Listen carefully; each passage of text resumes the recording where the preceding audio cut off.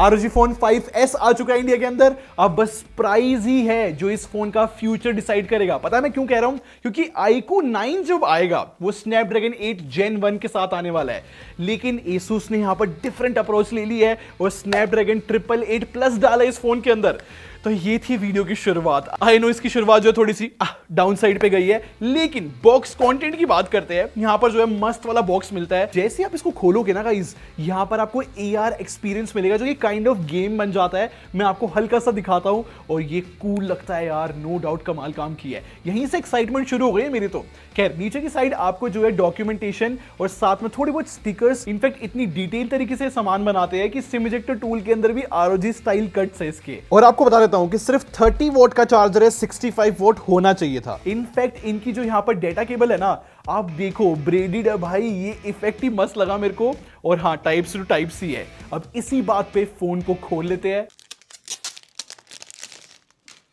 और कुछ ऐसा किलर फोन ये दिखता है। बस आपको बताना चाहूंगा ये थोड़ा सा हैवी है। और नीचे की साइड बॉक्स में ना एक एक्स्ट्रा फ्लैप्स भी मिलते हैं जो कि इस वाले एरिया के लिए है जहां पर हमारे एक्स्ट्रा एक्सेसरीज लगती है ना।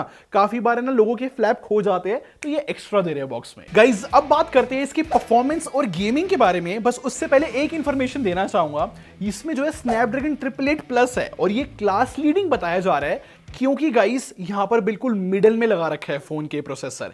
इनफैक्ट इन लोगों ने जो है बेटर कूलिंग सिस्टम भी यूज करे हैं और इन सबको टेस्ट करने के लिए मैंने CPU थ्रॉटलिंग रन करा था। एक्चुअली में पूरा ग्रीन ग्राफ आया था और किलर परफॉर्मेंस लाकर तो देता है। और अप टू 16 GB की LPDDR5 रैम भी मिल जाती है और UFS 3.1 स्टोरेज भी है। स्पीड टेस्ट भी देखो। इनफैक्ट यहां पर अगर मैं बेंचमार्क्स की बात करूं तो Antutu यहां पर 8,22,000 पे जाता है। Geekbench भी मैं आप लोग को दिखाता हूं तो देखो परफॉर्मेंस एटलीस्ट ऑन पेपर तो इंप्रेसिव है, लेकिन रियलिटी की बात करते हैं। थोड़ा सा गेमिंग चीज बताता हूं। सबसे पहले कॉल ऑफ ड्यूटी खेला मीडियम अल्ट्रा पे और वहां पर ये 90 FPS दे सकता है और एक्चुअली में जो गेम प्ले है वो किलर होता है, नो डाउट। और अगर आप वेरी हाई और मैक्स सेटिंग पे खेलोगे कॉल ऑफ ड्यूटी को तो वहां पर जो है हमें 60 FPS मिलते हैं। फिर जो है मैंने BGMI भी खेला और वहां पर जो है अल्ट्रा HD और अल्ट्रा सेटिंग्स कर दी और उसमें जो है हमें 40 FPS मिल रहे थे। और गेम प्ले लाइक मैं बोल सकता हूं ओके था भाई, हाई एंड तो लग रहा था, बट 40 FPS इतने महंगे फोन से थोड़ा सा, समझ रहे हो, इसीलिए मैंने सेटिंग्स चेंज करी, HDR एक्सट्रीम कर दी और उसके बाद जो है हमें 60 FPS की गेमिंग मिल रही थी, जो मतलब मस्त गेमिंग फोन इसको बना रहा था। और फिर मुझे लगा कि चलो PUBG न्यू स्टेट भी खेलते हैं। मैक्स अल्ट्रा सेटिंग पे और पूरे प्योर 60 FPS यहां पर मिल रहे थे। सच्ची में गेम प्ले बड़ा मस्त था और यहां पर मैं एक्चुअली में सेटिस्फाइड था। फिर मुझे लगा थोड़ी कैपेबिलिटीज और टेस्ट करते हैं, भाई गेमिंग फोन है, तो मैंने जेंशन इंपैक्ट भी खेला। मैंने पूरी हाईएस्ट सेटिंग कर दी और मजे की बात यहां पर जो है 60 FPS हमें पूरे टाइम मिल रहे थे और वो एक्चुअली में गेम एक्सपीरियंस बहुत किलर बना देता है।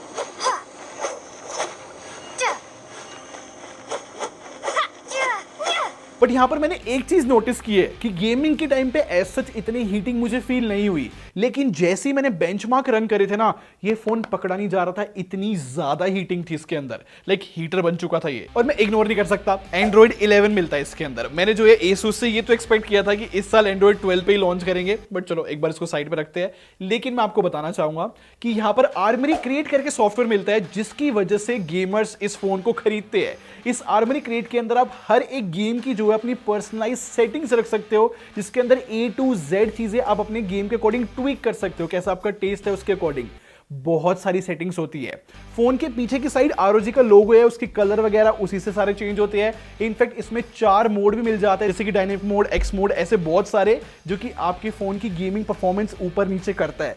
ये सारे फीचर्स सच्ची में गेमर्स को बहुत पसंद आते हैं। इनफैक्ट इसमें जो है एयर ट्रिगर्स भी है जो कि बहुत इनहैंस है और इसको बहुत क्रेजी फोन बनाते हैं। उससे क्या होता है कि अगर आप कोई शूटिंग वाला गेम खेल रहे हो तो आप उन ट्रिगर्स को सेट कर सकते हो और इतने एडवांस एयर ट्रिगर्स हमें बाकी फोनों में नहीं देखने को मिलते। और अगर आप इनको एडिट करते हो तो हर एक गेम के लिए अलग एडिट हो जाते हैं। जैसे कि BGMI में खेलना है तो आपको अगर निशाना लगाना है तो आप वो इस पे सेट कर सकते हो।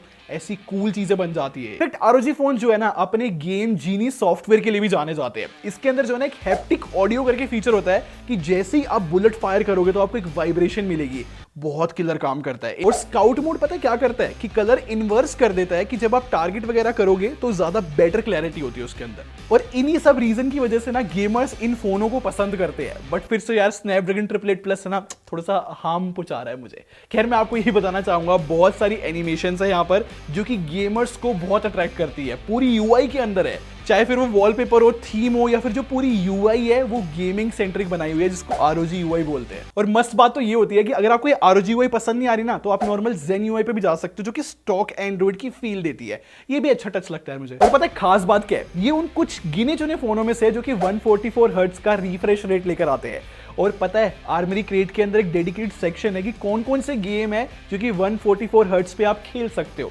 भाई वेलकम है ऐसी चीजों को। अच्छा, यहां पर जो है बहुत बड़ी डिस्प्ले मिलती है जिसका 1 मिलीसेकंड का रिस्पॉन्स टाइम है, 360 हर्ट्ज का टच सैंपलिंग रेट है। तो एक्चुअली में गेमर्स फोन तो है और बहुत बड़ा और भारी फोन है, तो गेमिंग के टाइम पे हाँ थोड़ा सा हाथ दर्द तो 100% करता है, लेकिन जो गेमिंग एक्सपीरियंस होता है ना इस बड़ी स्क्रीन की वजह से इनहैंस होता ही होता है। लेकिन अगर रेजोल्यूशन यहां पर हमें फुल HD प्लस मिलता है। आई विश क्वाड HD दिया होता तो और ज्यादा लाइक प्रीमियम फील होता, बट प्रीमियम के नाम से याद आया कि यहां पर गोरिल्ला ग्लास विक्टस है जो कि अच्छी प्रोडक्शन है। और अगर आपने नोटिस किया है तो इसमें प्रॉपर चिन और हेड है इसकी डिस्प्ले के अंदर। पता है रीजन क्या है कि जो भी गेमर्स होंगे ना तो उनका पाम लगेगा डिस्प्ले पे, तो इसलिए थोड़े थोड़े छोड़ देते हैं। एटलीस्ट ये रीजन तो ये लोग बताते हैं। और साथ में यहाँ पर बड़े स्पीकर्स डाले हुए हैं जो कि प्रॉपर सेपरेशन के साथ आते हैं। लेफ्ट और राइट आप स्पीकर में सुन सकते हो गेमिंग के टाइम पे कि कौन कहां से आ रहा है, तो इसलिए ये ऐसे बेजल्स छोड़ देते हैं। मतलब इतनी अटेंशन है इन स्पीकर्स में कि दोनों में प्रॉपर एम्पलीफायर लगा हुआ है अच्छे आउटपुट के लिए। बस मैं यहाँ पर डिस्प्ले के लिए यही बोलना चाहूंगा गाइस कि मैंने पिछले साल भी ये डिस्प्ले देखी हुई है, कुछ ऐसा सच नया नहीं है। इस फोन में एक और खास बात है, वो इसका डिजाइन है। मैं आपको बताना चाहता हूं कि ये सच में अटेंशन पे तो ध्यान देते हैं, क्योंकि अगर आप सिम ट्रे वाला एरिया देखोगे तो वो अलग एक्सेंट दे रखा है रेड कलर का और वो पूरा मोल्ड होके फ्रेम पे जा रहा है। ये सच्ची में बहुत कूल लगता है। और बैक पैनल में जो है ROG का लोगो, ये एक्चुअली में RGB है और कूल लगता है। देखो भाई कोई भी नॉर्मल बंदा तो इसको नहीं खरीदने वाला, उसको थोड़ा सा दिक्कत भी होगी क्योंकि हैवी फोन है, 238 ग्राम्स का हैवी फोनों में आता है। ऊपर से कैमरा मॉड्यूल भी जो है पूरा कटिंग के साथ आता है, तो पूरा गेमर्स फील के साथ बनाया है। मुझे मस्त बात इनकी ये लगती है कि ये प्रेशर सेंसर देते हैं अपने फोन में। जैसे ही आप जोर से स्क्वीज करोगे ना इस फोन को, तो आपको यहां पर मैंने मैप करा हुआ है कि स्क्रीनशॉट लिया जाए, और अगर आप जोर से इसको होल्ड करे रखोगे, स्क्वीज करे रखोगे, तो यहां पर जो है एक्स मोड भी इनेबल मैं करवा सकता हूं। मतलब ये सब चीजें मैंने मैप करी हुई है सेटिंग्स के अंदर। तो एक्स मोड देखो यहां पे ऑन हो गया। ये चीज कूल लगती है भाई मेरे को। ऊपर से यहां पर हमें हेडफोन जैक मिल जाता है, इसका आउटपुट बहुत कमाल का है। ऑप्टिकल फिंगरप्रिंट स्कैनर देखने में मिलता है जो कि एक्चुअली में सही काम करता है। और इस फोन में 2 टाइप सी पोर्ट मिलते हैं। पता है क्यों है वैसे नीचे वाला? क्योंकि अगर आप गेमिंग करना चाहो तो आप नीचे वाले एरिया में चार्जिंग के लिए लगा सकते हो। और पता है दूसरे टाइप सी पोर्ट के साइड में छोटा सा कनेक्टर क्या है कि यहां पर आप बाकी एक्सेसरीज कनेक्ट कर सकते हो, जो कि बहुत सारी आती है। इसलिए गेमर्स जो है ROG फोन पसंद करते हैं। तो इन्हीं सब रीजन की वजह से एक्चुअली में जो है ROG फोन इतने पॉपुलर है गेमर्स वर्ल्ड में। खैर बैटरी भी यहां पर बहुत सही है इसकी, क्योंकि यहां पर 6000 mAh की बैटरी मिल जाती है जो 65 वॉट पे चार्ज हो सकती है।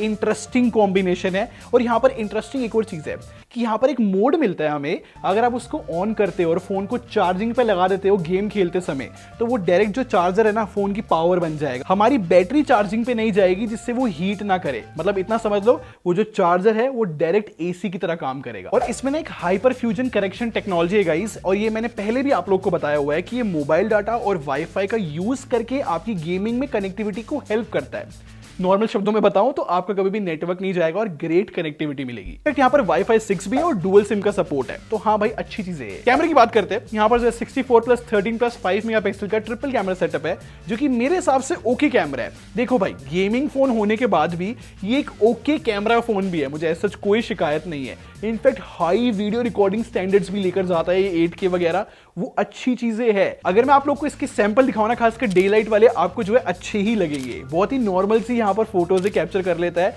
कोई भी तड़कती भड़कती तो नहीं करता, काफी एक्यूरेसी में भी ध्यान देने की कोशिश करते हैं, तो ये ओके वाली बात बनती है। लो लाइट भी मैं बोल सकता हूँ लाइक ओके है, और हाँ भाई साथ में अल्ट्रा वाइड भी इसका लाइक मैं अच्छा बोल सकता हूँ। देखो सीधी सी बात ये है कि ये गेमिंग फोन पहले है और बाद में कैमरा फोन है, लेकिन जो फ्रंट कैमरा है वो 24 मेगापिक्सल का है। अब पता क्या, यहां पर जो है डेडिकेटेड माइक्स भी दे रखे हैं, 4 माइक है, तो अगर आप स्ट्रीम वगैरह करना चाहो तो भाई इस फोन में एक्चुअली में अच्छी हो जाती है। तो यहां पर जो फ्रंट कैमरा है मैं इस यूज के लिए सोचता हूं इस फोन के लिए, क्योंकि गेमिंग फोन है।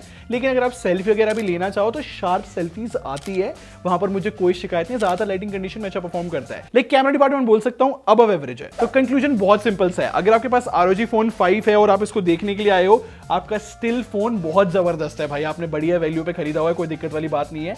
बट आप पहली बार यहां पर स्टेप कर रहे हो, तो देखो भाई मैं कोई ऐसा बड़ा कंक्लूजन नहीं देना चाहूंगा।